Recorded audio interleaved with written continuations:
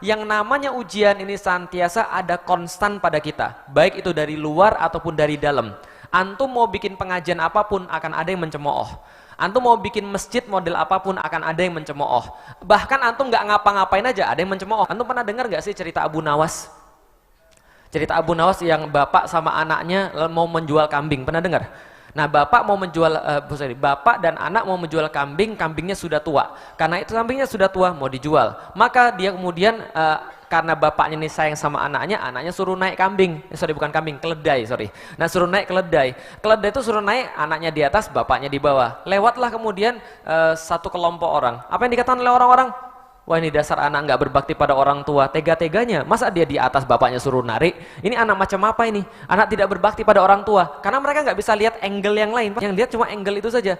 Lalu kemudian ketika didengar itu sama bapaknya bilang, nak kamu turun ke bawah deh, saya yang naik. Lah kenapa? Supaya nanti orang nggak ngomongin kita. Lalu kemudian bapaknya yang naik, anaknya di bawah. Kemudian jalan lagi, kemudian pada orang-orang. Apa sekarang kata-kata orang?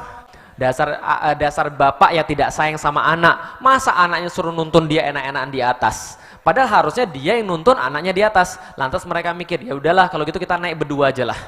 Lah mereka berdua menaiki keledai yang sudah tua, lewat lagi di sebelah orang. Lantas orang bilang apa?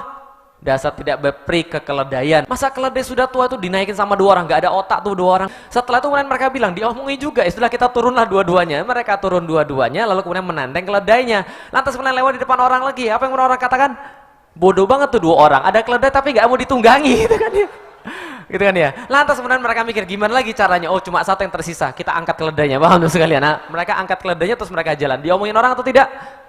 Anda nggak ngapa-ngapain, Anda juga pasti akan susah. Konstan. Manusia tuh konstan dalam keadaan susah. Orang mau membela Islam, dia bakal susah. Orang nggak mau membela Islam, dia juga bakal susah. Anda mau naik pesawat, resikonya pesawat jatuh. Anda mau naik kapal, resikonya kapalnya tenggelam. Anda mau naik mobil, resikonya tabrakan. Anda nggak mau naik apa-apa, resikonya jelas. Artinya nggak ada satupun aktivitas manusia yang nggak punya konsekuensi. Segala sesuatu itu menghantarkan Anda pada satu cobaan yang bersifat konstan. Sekali lagi, Anda nggak mungkin bisa keluar dari sini. Maka satu-satunya cara karena kita nggak bisa keluar daripada cobaan adalah cara untuk memaknai cobaan seperti apa.